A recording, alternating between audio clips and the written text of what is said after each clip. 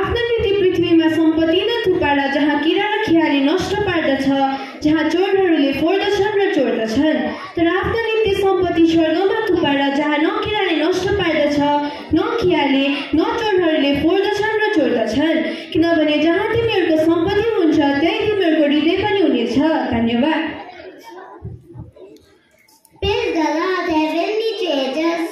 Matthew 6 verse 19 to 21. And not for yourself treasures upon earth